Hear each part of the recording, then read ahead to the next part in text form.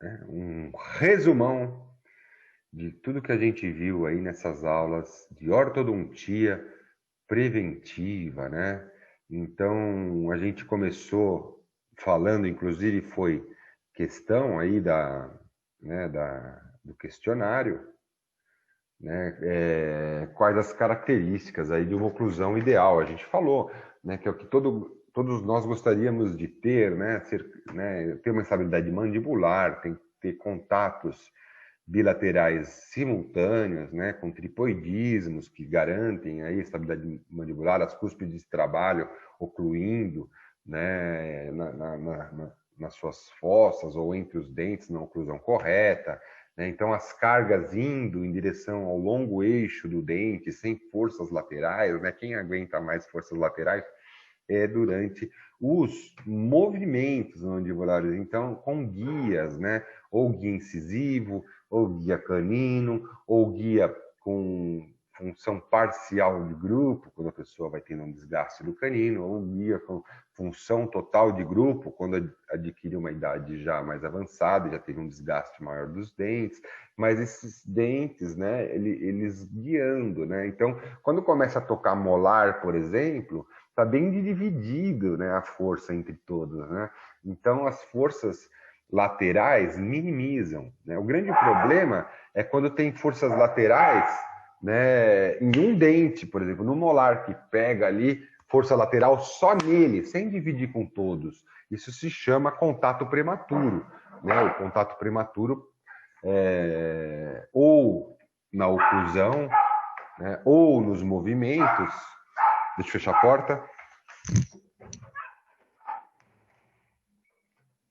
Os contatos prematuros, eles são danosos justamente porque causam essas forças laterais, né? Essas forças laterais aí, tá? Então, o objetivo da ortodontia é a harmonia do padrão esquelético, né? A oclusão dentária normal, o equilíbrio dos músculos, tal, a estética que todos procuram e a mastigação, que é o mais importante, falar direito. Então tem, né, a parte da ortodontia preventiva e corretiva, né? Quando é para criança e adolescente, tem uma dentição mista ou decídua, né? Então é uma ortodontia preventiva. E quando já é na fase adulta, é uma ortodontia mais difícil, né? Porque aquele problema ou aqueles problemas já estão instaurados, né? Então, aí teria que corrigir já no adulto, né? Às vezes tem que extrair dentes para ter espaço, né? Então, geralmente é um tratamento mais longo, inclusive, na ortodontia corretiva, tá? Então, as crianças, elas têm essas características, elas já têm dentes verticalizados, diferentes dos adultos, que têm uma inclinação bem característica, curvas de Spee, Wilson, né? E elas têm essa mordida profunda, né, que parece que esconde demais os inferiores, né? Isso é normal para dente descido, ou seja, crianças até 6 anos, 5, 6, varia de criança para criança, até 7, né? E os diastemas, né, presença de diastemas é comum, como os espaços primatas, que é um tipo específico de diastema, né, que fica entre o lateral e o canino superior, né, que é o mesmo que os primatas possuem, e entre o canino e o primeiro molarzinho inferior descido, né, é um espaço que sempre tem entre esses dentes. São características, né, desses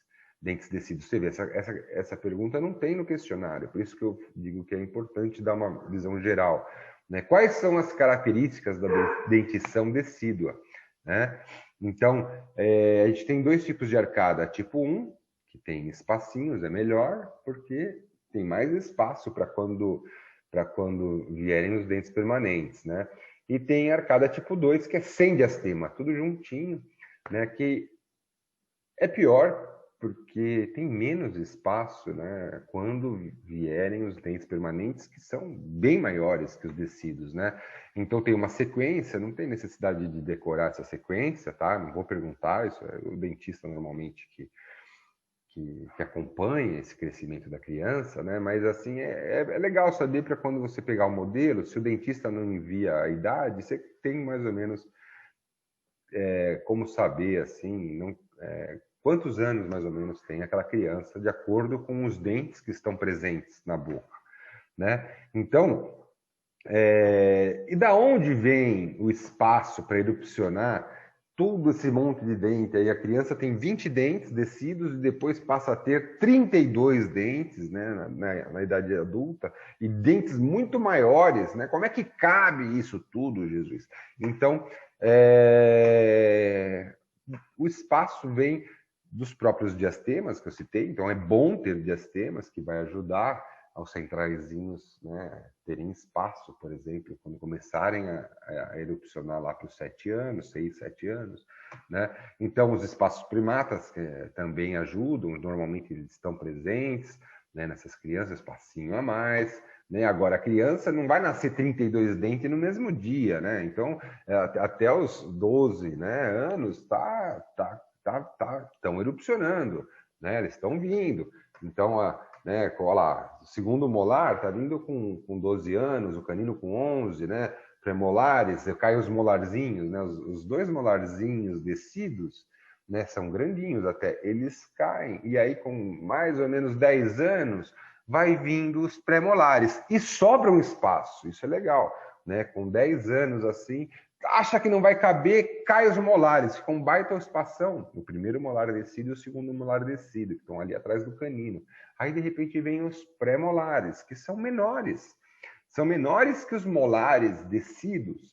E aí sobra um espacinho, né? Conhecido por espaço livre de Nance, né? Essa sobrinha, né? Que quando erupciona aí os molares descidos e nascem os prés, que são menores, né? E a inclinação dos dentes, os permanentes já vêm vindo, né? Às vezes vem aqui em cima, assim, o central, o canino, e já vem fazendo uma circunferência maior, né? Então, a circunferência da arcada modifica, né? Tem uma maior inclinação dos dentes, não são mais dentes verticalizados como eram os descidos, né? Então, isso daí garante uma maior circunferência aí dessa arcada, né? Uma maior inclinação, a curvatura de Wilson, aí colocando os dentes superiores para vestibular, né? Então, isso dá uma maior circunferência, garantindo mais espaço, né? E se tudo der certo, cabem todos os dentes. Normalmente, hoje em dia, os terceiros molares não cabem, né? Ou eles ficam ali inclusos, ali, né, por dentro, a pessoa nem sabe se tem, às vezes, tem que radiografar para ver se ele está lá perdido, né? Para alguns nascem fora da posição e começa a dar problema, né, em ter contatos prematuros, por exemplo, fica fora da posição, começa a tocar onde não deveria, ou começa a infeccionar, né? Ele fica numa posição impactada e já às vezes exposta, já apareceu, já rompeu a gengiva, começa a dar uma pericoronarite, que é uma inflamação em volta da coroa, e acaba tendo que extrair os terceiros. Ou a pessoa, hoje em dia, essas mudanças genéticas, talvez, de evolução, né, muitas pessoas já nascem sem os dentes terceiros molares, né? Então, já existe a tendência de muitas pessoas não terem esse dente que perde a função, né? Então, tem alguns termos fáceis aí, médio-versão, isso é para o dia a dia, né? Como na hora de falar, eu tenho um dente com médio-versão, eu preciso usar um distalizador de molar, por exemplo, porque tombou para mesial esse dente, né? Então, aí que eu falei a função desse aparelho, que pode ser feito com um expansor, pode ser feito com molas,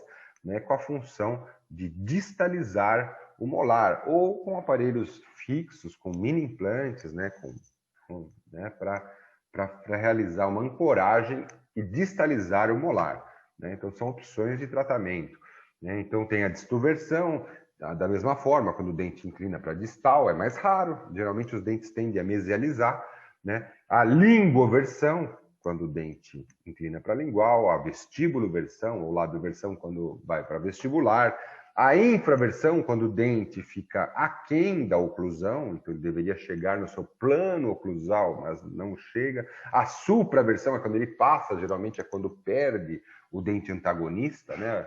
Então ele começa a procurar a oclusão, vai destruindo, e fica em supraversão e começa a causar problema, porque ele é um obstáculo durante os movimentos, vai começar a dar contatos prematuros, né? E a giroversão, quando o dente apenas gira no longo eixo, né? Às vezes por uma falta de espaço pequena, ele acomoda e acaba girando os dentes, né? Por exemplo, nesse incisivo aí, o 41, que teve uma giroversão, né? Então não teve espaço suficiente aí, um apinhamento, né? Um tipo de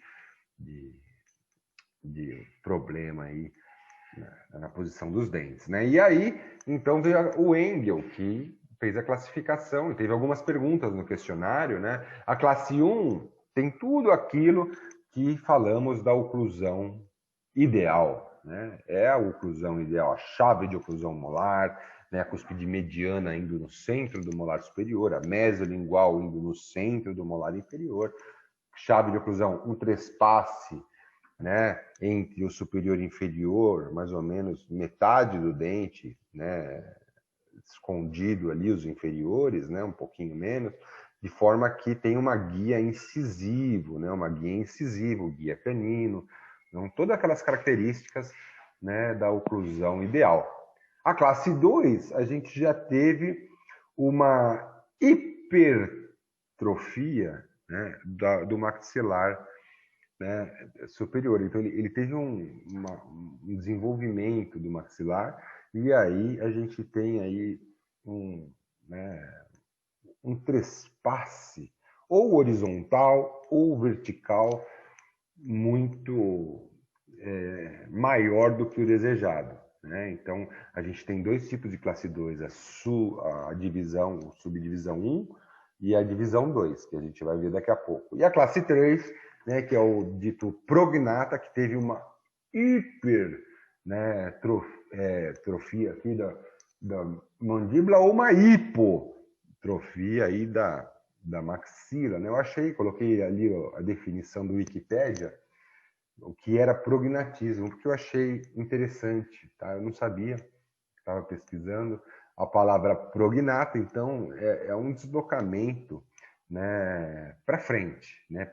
Prog, né, é um deslocamento para frente, gnato é mandíbula, por exemplo, então prog, mandíbula deslocada para frente, que é a classe 3, certo? A classe 3, então, geralmente por problemas genéticos, certo? Então, a classe 1, inclusão ideal, ok. Né? Nós podemos ter, às vezes, a mordida também cruzada. Né? A mordida cruzada são quando a gente tem, por exemplo, uma atrofia da maxila, ela fica menor.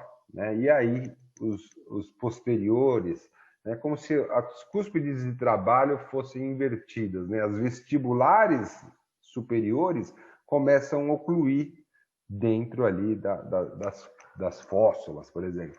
Né? Então, é o contrário. Né? Então, a mordida cruzada também aí é um problema, né, de má oclusão. Né? Então, a classe 2, a gente tem dois tipos. Né? A classe 2 sub ou divisão 1, né? A classe 2 divisão 1, que a gente tem a inclinação vestibular dos superiores, né? Então, geralmente é causado aí por um mau hábito, chupar chupeta, chupar o dedo, né? Então, tem um trespasse horizontal muito exagerado, né? Então, o arco superior às vezes fica atresiado e pode acompanhar até a mordida cruzada, né? Então, a curva de espia acentuada, os lábios ficam com uma função anormal, a posição da língua também acaba sendo alterada, porque, né, os dentes foram para frente, então a língua começa a ocupar aquele espaço, né? Então, às vezes acompanha a obstrução nasal por causa do palato profundo, que acaba tendo um palato profundo e começa a respirar pela boca,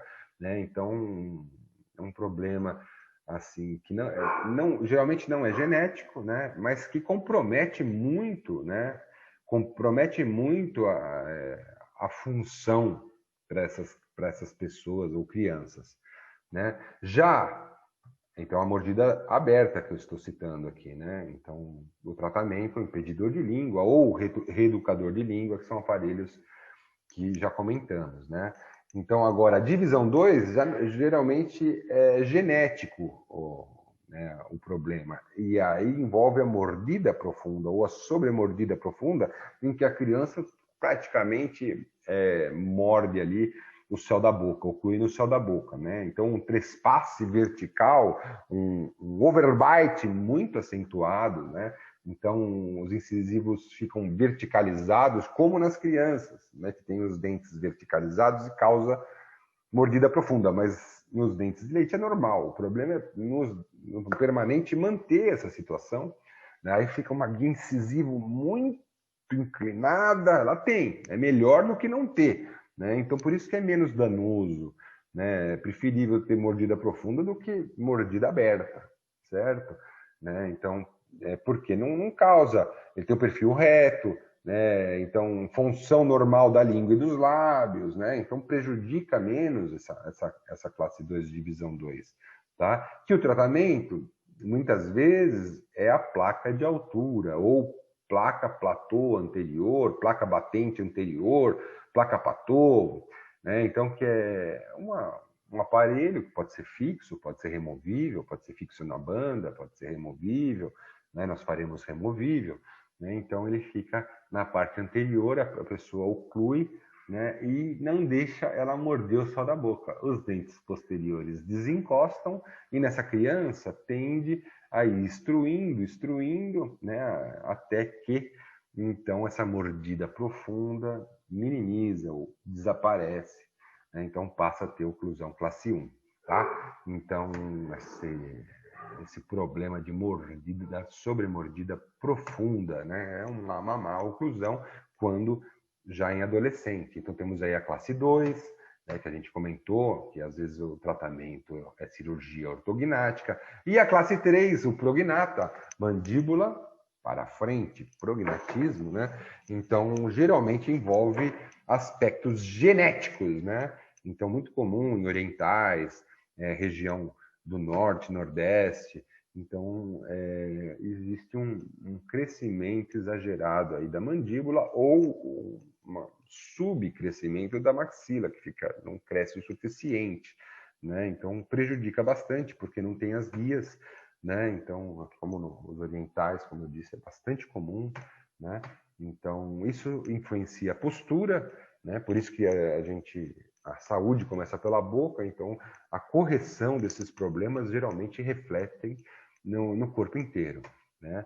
Então, o dentista é que vai decidir o plano de tratamento, muitas vezes precisa de documentação, radiografias, cefalometrias, são traçados, né, de ângulos nessas radiografias, para saber o que precisa ser corrigido. É o superior que está errado, é o inferior que está errado, quais os ângulos que estão fora da média, né? Então, aí o dentista decide o tratamento e muitas vezes envolve aplicação de forças, né? Ou seja, a movimentação dos dentes, né? Então, a gente precisa ter ancoragem para movimentar os dentes, né? Para eu conseguir empurrar o piano, eu não posso estar em cima de um patins, eu não tenho ancoragem. Eu vou para trás, mas o piano não vai para frente. Então, o ideal é eu pôr o pé na parede, fico ancorado na parede, e aí eu consigo aplicar uma força, né? Então, para aplicar uma força, eu preciso estar fixo, vamos dizer assim, fixo, né? Estável, né? Então, num aparelho distalizador de molar, que a gente aplica uma força para distal, por exemplo, né, a gente precisa ter a ancoragem da parte mesial, né? Toda aquela parte mesial, a resina tem que estar bem adaptada nos dentes, bem adaptada na mucosa, deve ter uma espessura adequada para que ela não entorte, não quebre, né? Para que ancorar a parte da frente, aí aplica a força, o dente distaliza. Agora, se isso daqui tiver com patins, ou seja, não está bem, não está com o pé na parede, está escapando, está mal adaptado, a resina empenou, está fina, na hora que aplica a força, ela escapa e não movimenta, né? Então, não movimenta. Então, o princípio da ancoragem é necessário para que a gente aplique uma força e essa força seja efetiva, né? Então, muitas vezes a gente tem ancoragem extrabucal quando usa aparelhos extrabucais, né, para conseguir força, uma ancoragem para puxar o dente para trás, por exemplo. Aqui, né? Então, apoio, né, na parte posterior do crânio, né, como os aparelhos extrabucais bastante utilizados aí em algum tempo, diminuiu um pouco. Né? Ou ancoragem, hoje em dia, a tendência é colocar mini implantes, que depois são removidos. Né? Então, uma pequena cirurgia, os implantes são bem pequenos, são colocados no osso, é titânio, integra, não inflama, não tem uma infecção, não é para ter, né? Então tem uma certa cicatrização e ali serve como se fosse uma âncora para a gente puxar e exercer alguma força nos dentes através de molas, né? Elásticos.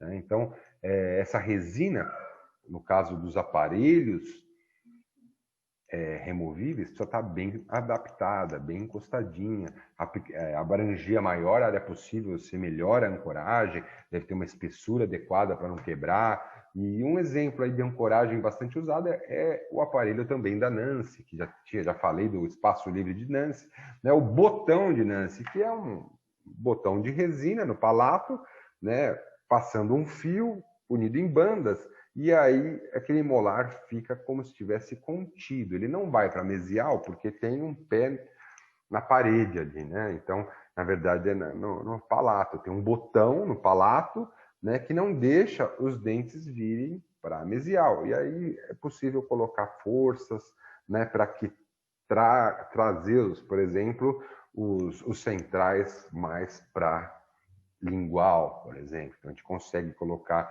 aí um aparelho fixo conjugado com isso, né? Então, o segundo princípio, o princípio da retenção, a gente falou sobre Marcelo, eu. esse botão de lança aí é para exercer força, então, é isso? Não, ele não exerce força. Ele, quando a gente exerce uma força, imagine que tem um arco passando lá no central, que está puxando o central para trás. Esse fio tá exercendo uma força de puxar o central para lingual. O fio está puxando. Mas o botão de Nancy evita que o molar vá para frente. Então, Entendi. ele está estabilizado, ele está ancorado, esse molar aí. Para frente eu não vou, é você que vem para trás. E aí a gente põe uma força para lingual, entendeu? A Entendi. Mas força. ele também serve para reeducar a língua, Má.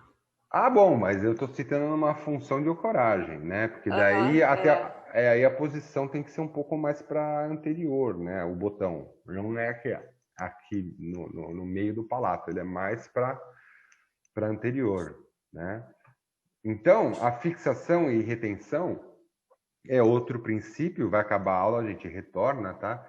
Então, falei sobre os tipos de grampo, o circunferencial, o grampo gota, o interproximal, o circunferencial já falei, olha lá o interproximal, né? E o Adams, né? São os grampos que faremos aí nos aparelhos removíveis, tá? Né? E é o princípio da retenção com esses grampos que citei, que era outra pergunta do questionário, tá? Então, o terceiro princípio é a própria aplicação da força.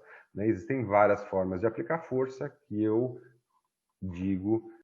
Então, retomando aí, eu estava falando exatamente sobre, né, a aplicação da força, né? A aplicação da força. Né? Então, aí o arteiro pediu para eu retomar uma coisa aqui, eu vou retomar, que é o tipo de grampos, né, que a gente utiliza em ortodontia, os principais, né?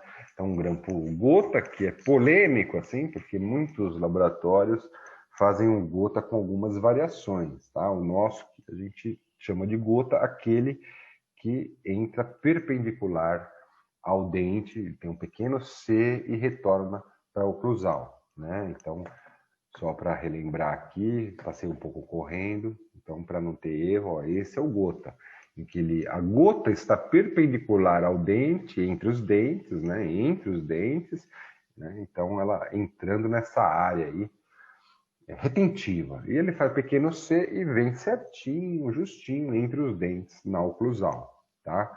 Então ela tem uma retenção muito boa e ela é boa de ativar esse grampo aí, né? Então, agora, quando a gota entra de ladinho, aí ela fica mais interproximal, né? A gota, assim, ela toca entre os dentes, ela toca num dente e no outro, no grampo-gota, porque ela fica horizontal. Agora, com a gota vertical, do jeito que está aí, então ela tende a encostar mais dentro, né? Mais entre os dentes, por isso que é interproximal, né? Porque ela atinge uma área ainda mais retentiva, é um pouco mais estética, porque não tem aquela volta para vestibular, né? Então é outro tipo de grampo que serve para quê? Para reter, né? O grampo, para a gente aplicar uma força, o aparelho, assim como a ancoragem, não pode ficar saindo. Então, os grampos ajudam nesse princípio da retenção ou fixação, né? Temos o grampo circunferencial, que normalmente a gente faz uma gota também na ponta, para não machucar a criança que vai usar, né? Ali vendo o Adams é o terceiro grampo, né? Que um grampo só atinge as duas áreas interproximais. Tem essa área que parece um gol na vestibular, ele fica inclinado uns 45 graus e o dentista pode ativar essa região aí, né? Então, esses 4 grampos são os grampos mais usados nos aparelhos removíveis, né, em ortodontia, tá? Então, e próteses provisórias em PPR, tá? Então, essa aplicação de força fecha os 3 princípios para eu conseguir movimentar um dente, né? Então, aplicou a força, né? Normalmente é uma força de tração ou tensão que a gente utiliza, né, na ortodontia, ou quando usa elásticos, a força elástica, né? Então, essa aplicação da força, né, sempre vai precisar, repetindo, dessa ancoragem. Se eu tenho uma força na frente, como um tiro de espingarda, né, e eu não estiver bem ancorado, ação e reação. Eu volto para trás e caio no chão, né? Pegadinha, né? Videocacetada. Então, a aplicação de força pode ser feita por molas, como né, as molas digitais que a gente mostrou, que vocês estão penando para fazer o exercício, parafuso, como expansores, os elásticos, né, em aparelhos fixos. Então, temos algumas molas que a gente realiza, né, para aplicar força, né? Então, as molas vão aplicar força, os grampos vão reter o aparelho e a resina vai fornecer a ancoragem para que eu consiga movimentar, né? A retenção e a ancoragem trabalham juntos, né, para eu conseguir aplicar força e o aparelho não deslocar da boca, né? Então, na verdade, é isso, tá? Então, essas molas aí podem possuir helicoide, o helicoide aumenta, né, o tamanho do fio, então aumenta a flexibilidade desse fio, então ele fica com maior possibilidade de flexão e aplicar força, também mais branda, né, já que tem mais fio, ele aplica, né, uma força mais suave, ela dissipa pelo fio, né? Então, as molas simples ou com 2 braços, com ou sem helicoides, a mola dupla, quando já faz 2 voltas, e aí pode ser também com ou sem helicoides, né? Então, esses são os tipos de molas, né? Então, aí eu mostrei vários aparelhos que eu posso mostrar na prova. Que aparelho é esse? Isso daí é uma combinação de impedidor de língua com o expansor, né? Posso mostrar esse daí que não dá para ver o expansor. Teria que falar que é um impedidor de língua, tem um arco de Hawley na vestibular. O grampo que está na região posterior lá é um grampo de Adams. Posso perguntar que grampo é esse? Um grampo de Adams. Como chama essa estrutura? Grade palatina, com helicoide, porque ela tem que abrir, né, durante a expansão. Outra possibilidade é cortar essa grade para que ela vá abrindo durante a expansão, né? Esse aparelho, então, é um aparelho, uma placa ativa por molas, uma placa para mesialização dos centrais, né? Uma placa mesializadora dos centrais. Então, que mola tem lá? A mola em L, né? A mola em L, né? Com helicoide. Então, a gente tem grampos ali interproximais, né? olha lá a mola, o arco de Hawley, olha lá o grampo interproximal, olha outros tipos de mola dupla com duplo helicoide, né? Então mola em L com helicoide e mola simples com helicoide, tá? Então cada uma para aplicar forças em diferentes, né? Forças para diferentes sentidos, né? Aqui o exemplo que eu já citei que vamos fazer utilizar mola, nós vamos usar essa mola dupla com duplo helicoide no molar para distalizar o molar, tá? Aqui apenas uma placa lábio-ativa, né, que tem essa placa, ela não faremos ela serve mais ou menos a função do impedidor de língua, né? O impedidor de língua impede a língua, a lábio-ativa impede o lábio, afasta o lábio do dente. Né? Muitas vezes para vestibularizar esses dentes. Né? O mantenedor de espaço, aqui um mantenedor de espaço e impedidor de língua conjugado. Né? Então, aí para a parte estética, né? Então ajuda muito na parte psicológica esse dente. Né? Um mantenedor de espaço, né? E os expansores, que faremos também. Né? Eu citei alguns tipos de expansor, né? Os fixos e o tipo como o tipo Haas, né? Então, tipo pêndulo, outro tipo de expansor, não vou perguntar na prova, a gente nem vai fazer essa parte, tá? Então, não vou perguntar nada sobre pendex, né? Que são alguns expansores tipo pêndulo, tá? Então, tem vários tipos, várias formas de expandir, inclusive eu vou mostrar agora, né?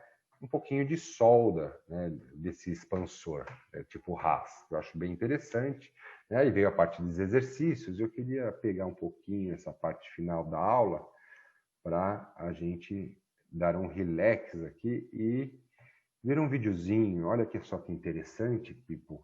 Eu separei aqui um site, depois eu vou mostrar para vocês, tá? Vou colocar lá no grupo, vou colocar no sala de aula, que algumas informações sobre solda por adição, quando a gente adiciona algum material para que colhe os dois metais, solda sem adição, quando os dois metais derretem e grudam, sem adicionar nada, né?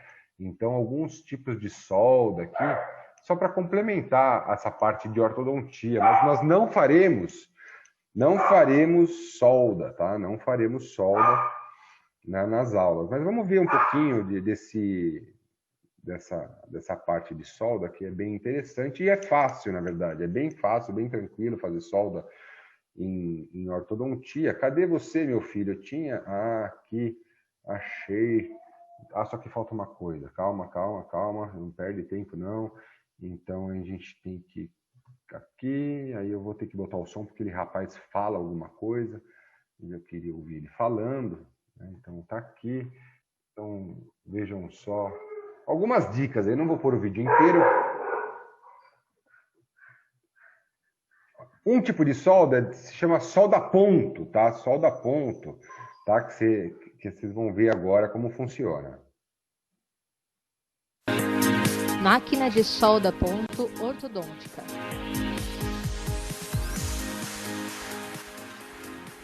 Com garantia de alta funcionalidade e de qualidade no acabamento, a Ponto Fix atende os profissionais que procuram um produto ideal.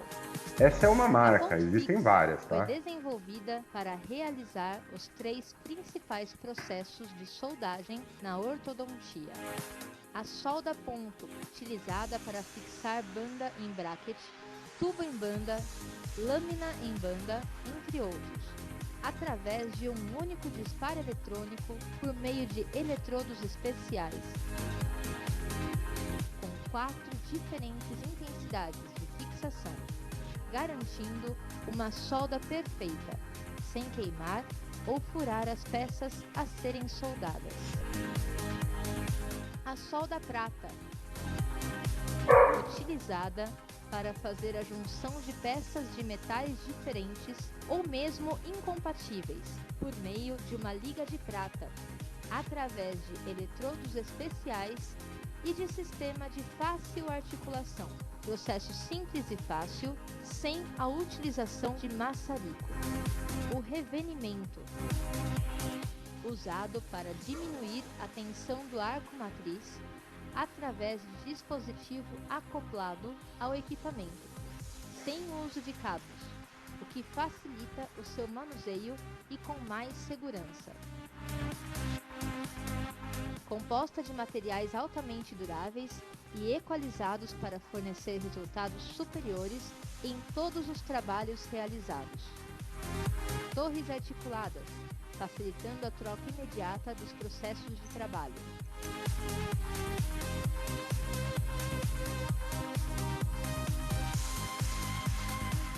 Fácil substituição de eletrodos.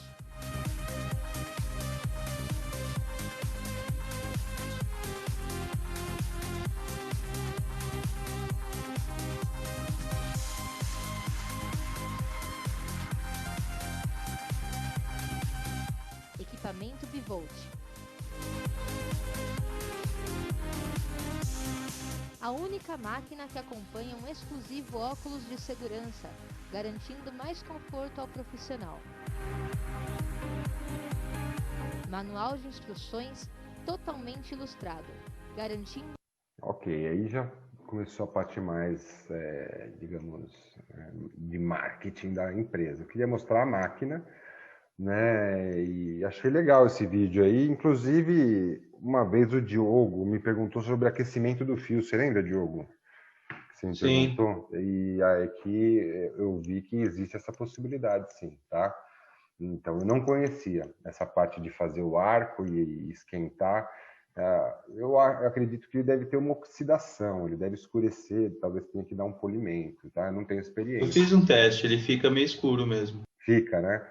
Então, aí passa uma borrachinha, alguma coisa e dá o polimento. Não sei em relação à resistência também, nunca li nada se existe um comprometimento da resistência desse fio. Mas achei bem interessante o vídeo, porque ele mostra aí, essa máquina ela é possível fazer tanto solda a ponto, quer dizer, com a corrente elétrica e o aquecimento do metal, unindo, né, por exemplo, para fechar banda, para colocar bracket em banda, então esse pontinho fixa, né? Ou acrescentando a prata, né, aí mudando a ponta, então colocando ali a prata, o fluxo, aí fazendo a solda convencional, porém sem chamas, né? Aqui nesse outro vídeo, né, ele mostra esse aparelho IREX, que é um outro tipo também de expansor, né, disjuntor palatino, bem, então ele faz com a solda convencional, só para a gente ver esse procedimento. Meu Deus do céu, calma aí. Então, ó, vamos demonstrar agora a soldagem do aparelho IREX, tá? Esse aparelho ele leva solda na região de banda, tá? E na região do conector também, tá? A gente tem duas áreas de soldagem aqui interna de um lado e duas áreas de soldagem internas do outro lado, ok? Na vestibular na parte também. vestibular, a gente também tem uma área de soldagem na parte da banda dos dois lados. Então, para facilitar, vamos começar a soldar a soldagem dessas duas partes internas e dessa parte externa da banda. Depois a gente vai virar um modelo, fazer a soldagem dessas duas partes internas e dessa parte externa da banda. Para soldar, a gente utiliza o fio de solda prata, tá? Ele vende na Dental. Usamos também o fluxo de solda, tá? Esse fluxo ele serve justamente para você direcionar onde você quer colocar a sua solda. Então, inicialmente a gente vai posicionar o fluxo de solda em todas as zonas que serão soldadas e depois utilizamos o maçarico para poder estar esquentando, derretendo a solda e realizando a soldagem em si, ok? Então vamos lá, eu utilizo um instrumental, aqui eu estou usando um Hollenbeck, tá? A quantidade de fluxo é bem pouquinha, tá? A gente utiliza assim bem pouquinho. Quanto mais a quantidade de fluxo você coloca, mais demora a sua soldagem, tá? Então você deve colocar o fluxo na região do fio a ser soldado e da banda também, a zona da banda por baixo e por cima, onde você quer que a solda se aplique, tá? Então é muito importante o que ele está falando, pessoal, vou interromper ele falando um pouco, que esse fluxo, normalmente, ele é a base de bórax, tá? É um produto que se chama bórax. E sem ele, a solda não escoa. A solda fica uma bolinha derretida e não vai para aquele metal que tem que grudar duas partes, tem que grudar o fio na banda. E ela fica ali parada em cima do fio, parecendo uma gota, e não vai na banda, por exemplo. Você esquenta e ela não vai. Então, como o próprio nome diz, o fluxo, né, ele faz a solda fluir. Né? Então, ela espalha, abraça o metal, vai por baixo do outro. Então, ela abraça os dois metais, né? Ela escoa. Né? Então, o fluxo ele deixa atrativa a superfície para que escoe a solda de prata. Então, ó, outro detalhe também, quando você compra, a gente tem esse fio de solda ou em vareta ou em rolo. A vareta, vantagem, que ela já vem desentortada aqui, ó, já fica mais fácil você mexer. Só que por outro lado, você desperdiça muito, porque a ponta da vareta você não consegue usar. Então, nesse caso, o rolo é uma parte que você consegue utilizar mais, tá? Então, você tem que deixar já uma parte aqui, ó, retificada, para facilitar o seu trabalho, tá bom? O maçarico você tem que regular, ok? Aqui tá... Chama azul. A gente tem que sempre colocar a pontinha do maçarico, é a zona que está mais quente, tá? Deixa o fluxo de solda perto para você precisar mergulhar. E a primeira coisa que a gente precisa fazer é um aquecimento, tá? Vamos fazer o aquecimento do fluxo de solda, a zona ser soldada. A hora que esse fluxo derreter, é a hora que você levar o fio de solda prata, tá?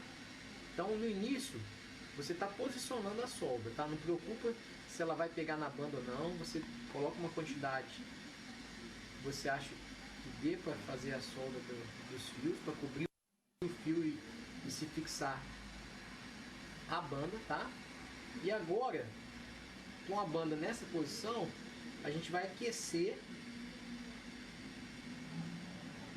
a solda, que ela vai ser direcionada para onde que o nosso fluxo foi posicionado, né? Parece que ele suga, tá vendo? É uma sugada na banda, e essa sim, aí sim foi feita a soldagem, ok? Vamos direcionar agora pro anterior, ó, esquentando.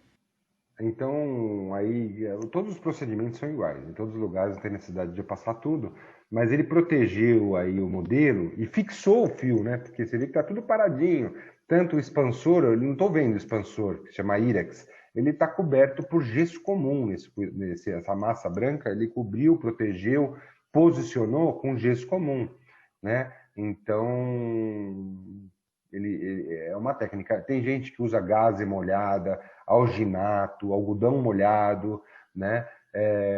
Revestimento, que o revestimento aguenta temperatura alta, tá? Então, o gesso comum é uma alternativa barata, vamos dizer assim, e que funciona, né? Porque você protege todo o resto do modelo, já posiciona as partes para que elas não se movimentem. Olha aí ele fazendo, então, a solda, né, agora externa aí da vestibular, né? Olha aí, tá vendo? Se você deixar esquentar bem, ela suga e fica no ponto ideal. Viramos ao contrário, vamos fazer a mesma coisa no outro sentido agora. Ó, esquenta, deixa o fluxo pegar, vem com a ponta da solda, vamos posicionar.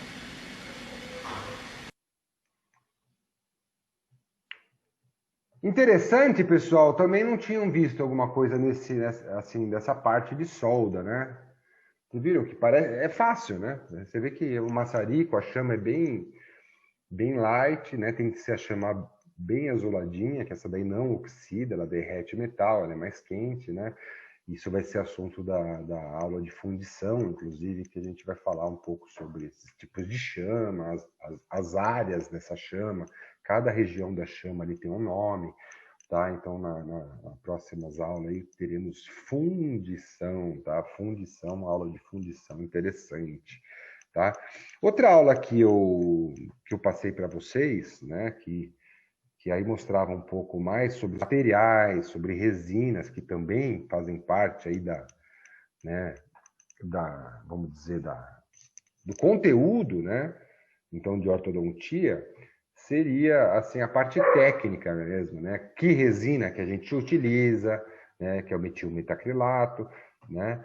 Então, o polímero, o monômero, existem resinas específicas para ortodontia, uma gama grande de cores, né? E os componentes que a gente vai fazer com o fio, como o arco de Hawley, né? O arco contínuo, que é outro que a gente não vamos fazer, mas é bem parecido com o arco de Hawley, com a mesma função de contenção, né? Qual a função do aparelho de contenção? Faltou responder essa pergunta. Então, conter os dentes após um tratamento ortodôntico, né? Os dentes tendem, por uma memória elástica, né? Então, a retornarem à posição indesejável original. Então, depois, após um tratamento ortodôntico, a gente tem que conter esses dentes na posição por alguns anos, né? Então, a possibilidade é o aparelho de contenção removível, né? Então, uma placa de contenção superior, que tem que ter esse arco de Hawley, ou o arco contínuo. Olha o grampo circunferencial, também chamado de meio Jackson, né? Então, outra, aí placa de contenção ou aparelho de contenção inferior, que é mais raro hoje em dia fazer aparelho de contenção inferior. Geralmente, após o tratamento ortodôntico, o dentista fixa, né, uma contenção fixa na lingual, de canino a canino inferior, né? Às vezes é um fio reto, às vezes é um fio higiênico que faz as voltinhas da gengiva, sobe e desce. Isso nós podemos fazer lá no laboratório, é rápido, né? Então, para treinar, então, esse aparelho de contenção fixo serve para quê? Manter os dentes na posição após o tratamento ortodôntico, né? Então, aí o aparelho de contenção com arco de Hawley, a placa de altura aí, que faltou mostrar com maior detalhe, mostrei, mas já faz algum tempo. Olha como ela tem um platô, uma placa batente anterior, ela tem uma área, parece um aparelho de contenção, né? Aí tem algumas variações, como o arco de Hawley não é o de Hawley, é outro tipo de Hawley, de arco na vestibular, né? Mas serve para contenção. E o Adams está no pré-molar, é mais raro, geralmente é utilizado o Adams nos molares. O grampo interproximal não está legal, não está entrando na região interproximal ali, parece que ele está afastado, né? Mas o dentista pode ativar isso, né? Eu gosto de fazer essa voltinha para dentro, né? Essa gota com a ponta para dentro, para não ficar com risco ali de encostar na bochecha, por exemplo, incomodar, tá? Mas o importante desse aparelho, que dá nome para ele, é essa parte volumosa, né? Para evitar que a pessoa morda o céu da boca, ou seja, mordida profunda. A placa miorrelaxante, que faltou responder sobre ela, né? Então, as técnicas de fabricação com resina de rápida, uma técnica direto sobre modelo, né? Com a resina termo, aí a gente tem que incluir, né, o modelo na mufla, ou só a cera, né? Pode distorcer, não é muito legal, mas outra técnica é com resina termo, né? Ou com as placas, placa cristal, placa soft, não é muito adequado, mas muitos dentistas preferem, né? Então, placas aí miorrelaxantes, né? Então, as técnicas de confecção aí de placa miorrelaxante. Aqui vale a pena lembrar a importância de duplicar o modelo, né? Quando a gente vai fazer uma placa, porque esse modelo muitas vezes quebra. Mesmo na resina de rápida, principalmente na de lenta, que quebra, não tem jeito mesmo, vai para a mufla. Então, é importante a gente duplicar esse modelo, montar no articulador de novo, né, para a gente ter para conferir essa placa. Ela está encaixando no modelo original, né? Ela está com a oclusão correta. Isso ganha tempo no consultório. Você fazer um ajuste no laboratório ganha tempo no consultório. Você ganha o dentista com esse ajuste, tá? Então, mantenedor de espaço, aqui no caso, pode ser fixo? Pode, olha aí, usou solda. Como que faz solda? Acabamos de ver, né? Então, ali soldou um fio, com essa solda de prata, fluxo, temos um fio aí que abraça ali o premolar, né? Tá esperando quem? O segundo premolar erupcionar, vai demorar um pouco. Então, aí colou esse aparelho para que os dentes não movimentem, para que o molar não mesialize, que normalmente acontece. É um mantenedor de espaço fixo, né? Então, falei sobre os princípios mecânicos, isso aqui é outra aula, mas está bem parecida. Então, posso seguir em frente. Será que é a mesma aula? Não é a mesma aula, isso aqui foi outra coisa, tudo bem. É isso? Aparelho? Tá certo. A parte final tá igual, tá? Então, até aqui na parte fixa também, com solda, temos esse impedidor de língua aí. É superior, né? Que tá o modelo, né? Tá de ponta cabeça, mas é um impedidor de língua superior, né? Então foram feitas algumas soldas aí no fio, ó, fez um trançado também ali com fio, solda na parte, em vez de fazer aquele fio da grade palatina, uma outra técnica de conter a língua e a pessoa, e nesse caso é fixo, não tem como tirar, né? Então a pessoa vai ter que se alimentar dessa forma, vai ter que conviver, né? Com essa, não tem como remover. Essa é a vantagem, porque muitas vezes, né, o aparelho removível a criança não quer usar, né? É bem cômodo. E mostrei esse caso clínico, né, que como funciona.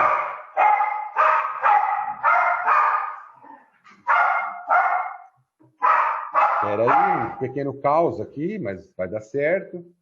Então, temos aqui a grade fixa, né, a grade fixa. Então, esses dentes, pela própria pressão do lábio, né? A própria pressão do lábio aí, vai tendo o dente voltando à posição original, porque tirou a ação da língua, ficava ali na posição, não deixando aí o dente voltar para a zona neutra, que é aquela zona em que empata as forças da língua com o do lábio, né? E aí o dente vai voltando para essa zona neutra, fechando a mordida, né? Fechando a mordida. E aí, um ano após essa grade palatina, a grade palatina clássica, aí, né? Só que no caso, soldado na banda, né? Soldado na banda, então a gente tem aí esta grade fixa, tá bom? Então, acho que eu consegui dar uma corrida aí, né? Faltou falar os números dos alicates, é uma coisa importante, saber qual é o alicate de corte, qual o alicate 139, qual o 235, talvez o Della Rosa, a gente citou bastante, mostrou vídeo do alicate Della Rosa. Saber esses alicates, né, também é importante aí para a prova, tá bom?